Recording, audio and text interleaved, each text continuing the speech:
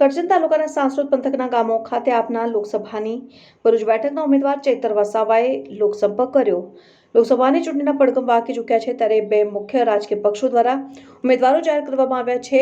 ભરૂચ લોકસભા બેઠક ઉપર ઇન્ડી ગઠબંધનમાં કોંગ્રેસ સાથે સમજૂતી થતા આપના ઉમેદવાર તરીકે ચૈતર વસાવાને ટિકિટ મળી છે, ત્યારે આપના ઉમેદવાર દ્વારા ભરૂચ લોકસભા બેઠક વિસ્તારમાં લોકસંપર્કના કાર્યક્રમો યોજાઈ રહ્યા છે, જે અંતર્ગત કરજણ તાલુકાના સાંસોદ ગામે પહોંચ્યા હતા, જ્યાં કોંગ્રેસના અગ્રગણ્ય આગેવાનો સાથે રહી ચૂંટણી પ્રચારનો પ્રારંભ કર્યો હતો।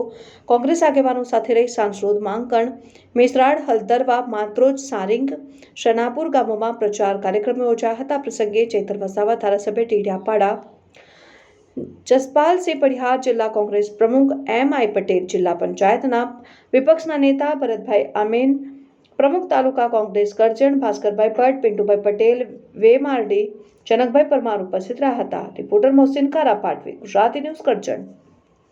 આજે અમે કરજણ તાલુકાના સાસરોદ ગામમાં આવેલા છે। આજે અમારો જનસંવાદનો કાર્યક્રમ હતો। સાસરોદ ગામના તમામ વડીલો, કોંગ્રેસના તમામ અગ્રણીઓ અને ગામના માતા બહેનો, યુવાનો મોટી સંખ્યામાં અહીંયા ઉપસ્થિત છે।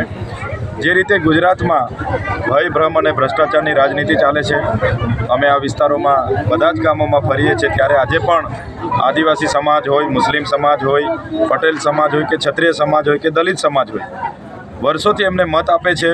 30 વર્ષથી સાંસદ મનસુખભાઈ વસાવા છે, છતાં એમણે એક કાર્યાલય પોતે ખોલી નથી શક્યા, આ વિસ્તારોમાં પોતે આવી નથી શક્યા।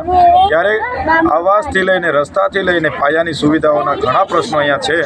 ત્યારે લોકો સાથે અમે સંવાદ કર્યો છે અને લોકોએ અમને બાહેધરી આપી છે કે આવનાર લોકસભામાં અમારા જેવા યુવાન આવે, લોકોની વચ્ચે રહે અને લોકોની સેવા કરે, ત્યારે અમે ચોક્કસ લોકોની વચ્ચે રહીને લોકોની સેવા કરીશું।